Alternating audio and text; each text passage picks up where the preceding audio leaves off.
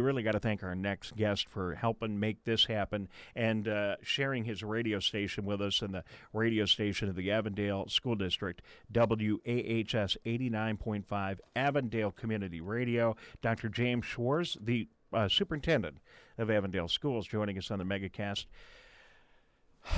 We made it. Thank you for joining us. How you doing today? Yeah.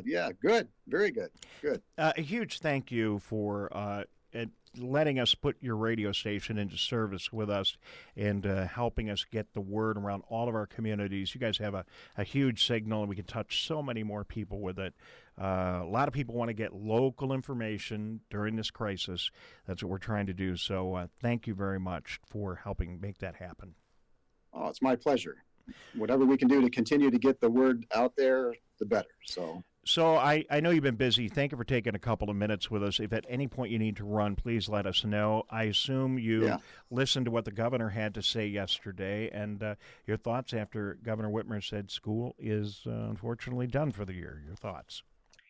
Yeah, so the school cancellation to the end of the year it did not come as a surprise. It is something that I think we all, as superintendents, certainly in this county, anticipated that it would happen, that, and certainly the preparations for that announcement, we began a couple of weeks ago with looking at, how do we go about instilling long-range planning to have that academic continuity to the end of the school year. And so we've had staff rolling up their sleeves and looking at how to create a more expansive online presence relative to assignments, homework, instruction as we move through to the end of the year. Yeah, we began in the first 3-week period, that we were off, or that school was off, I should say. We've been working with some online platforms, Google Classroom particularly. Teachers are having classes with Zoom with their students. We've had students that don't have connectivity or computers receiving packets that they complete and return back. As we move forward, now that we have a longer range, we are going to be working to become more consistent with online. We'll be distributing computers to students who need them, families that need them that currently don't have a computer or don't have connectivity. We're going to be assisting in those areas to, again, create more of an opportunity for students to be online to continue their education to the end of the school year. It really is remarkable what you're doing, and what we're hearing from you today is what we've heard from the other schools and the other superintendents we've talked to over the past couple of days. And, that sounds fine and dandy sitting there in your office. Well, we're just going to make Google Classroom work. We're going to get computers to everybody. I mean, that is miraculous and heroic work. It's not easy. How many students do you have approximately in your district that you've got to support with all this? There's about 3,500. Yeah, I mean, so if you think, I just think about that in my business. If I had to rework with very little notice an apparatus to support 3,500 people, it's a tall order. So what you're doing and what the other superintendents are doing is amazing. You've had a couple of weeks with us now. What kind of feedback are you getting from the instructors and the students as to how it's going for them? It's been very positive, actually. We received a lot of positive feedback, just in regards to the level of connections that teachers are having with students.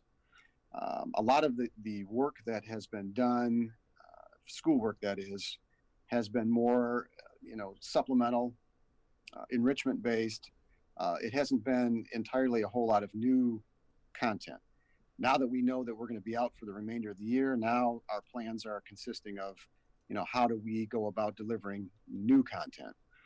So it was really, these last couple of weeks were really to get students into the routine of working at home, frankly, that setting aside time at home, setting up a routine where they are getting into learning how to, navigate these tools, the teachers checking in on them at certain parts of the day, just getting into that overall routine of now you're not in a classroom, now you're at home.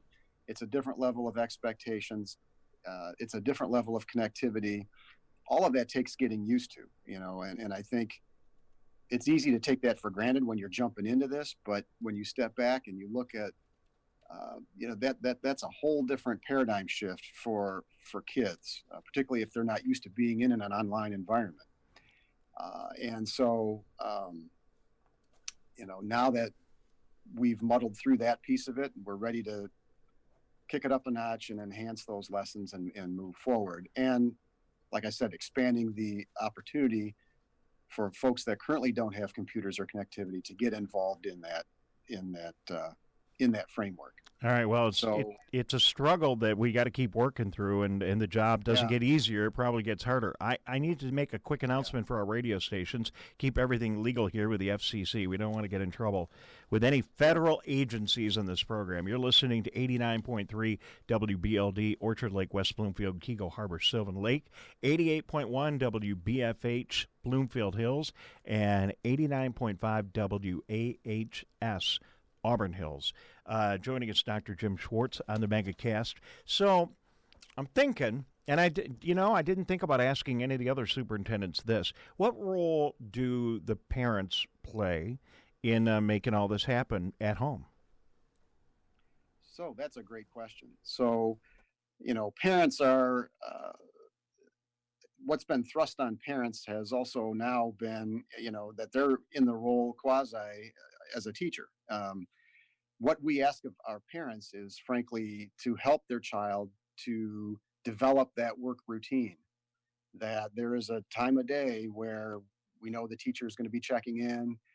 We know that work is due at certain points in time, that the parent really needs to help us to develop that routine at home where the child's putting away the Xbox and it's now time to school and tend to their work. So setting up that routine is really critical on the part of the parent. And that's we ask them. The connectivity, the assistance with assignments and so on.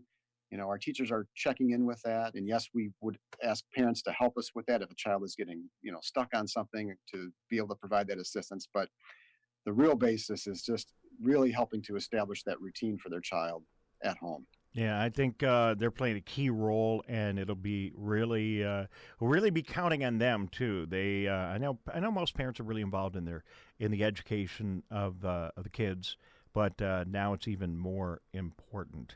The governor said yesterday. Go ahead. I'm sorry, sir. Go ahead. I was going to say, and it's difficult. It's really, we feel for parents. It's really difficult because most parents now are trying to juggle their own job at home. And now they also have their child at home who is receiving schooling, and the parent has to navigate all that. And, it can be extremely stressful for the parent to navigate their own job at home and their child's schoolwork at home at the same time. Yeah, and the well-being of the whole family. I mean, I'm a single person. It's easy for me. Yeah. I mean, I have freaked out a couple of times over the last, you get cabin fever, you get a little sniffle, all these things. I'm over 60. You're facing your mortality. Now everything's going to be okay. But these things do pass through your head, and then you've got to communicate that, especially in the case of elementary school kids. These kids are sharp, and they watch the media. They know what's going on right now. And so you got to manage all that in your household, too. I agree. I think it is a very difficult time and tall order for parents right now. They're up to it. Governor yesterday said that we were not going to penalize any students as a result of this decision. Could you talk a little bit about what you think that means as it relates to graduating seniors and anyone else in your programs? Sure. With that, we anticipate that any student who is on track to graduate is going to graduate. We're not going to hold back that opportunity, based on these few months. So anybody who was on track, will graduate.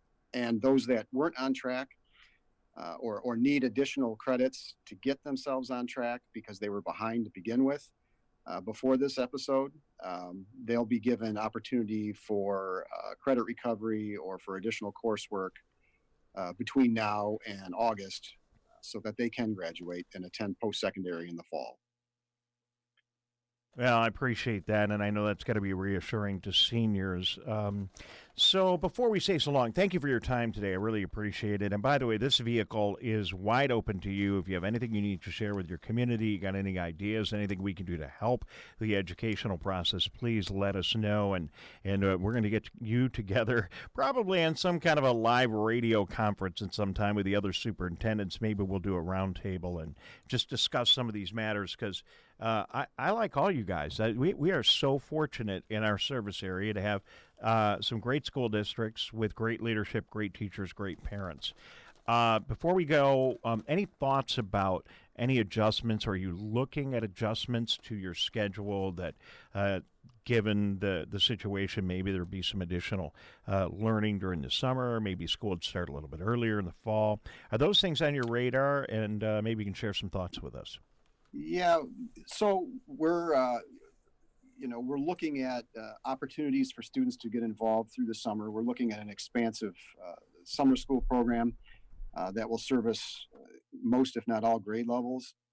It won't be a mandatory summer school. We're not going to make kids come over this summer, but there will be opportunities that will be available for students to be involved with that educational continuity over the summer, should their families choose that for them.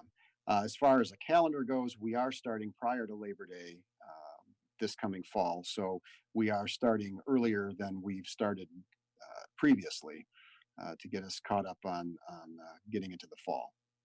All right. Well, thank you for your time. Anything you want to add before we say so long?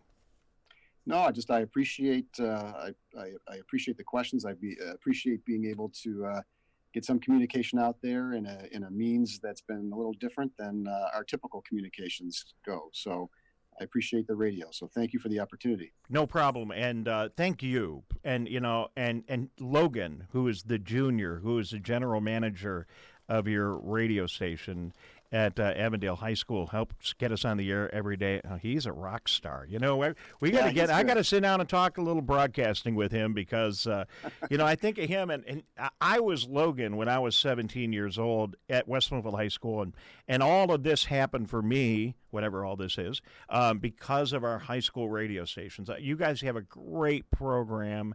And I'm looking forward to meeting students and the folks in your program and anything we can do to be a part of it and help these kids get on the right track. But they're already doing fantastic, and we could not do this to the extent that we're doing it without the help of you, your community, your radio station, your staff, and Logan, who gets us on the air each and every day. So thank you. That's great. Well, thank you. I appreciate that feedback. Thank you. All right, very good. He is Dr. James Schwarz of the Avondale Schools. He is a superintendent, and we will continue to keep in touch with our superintendents across the area.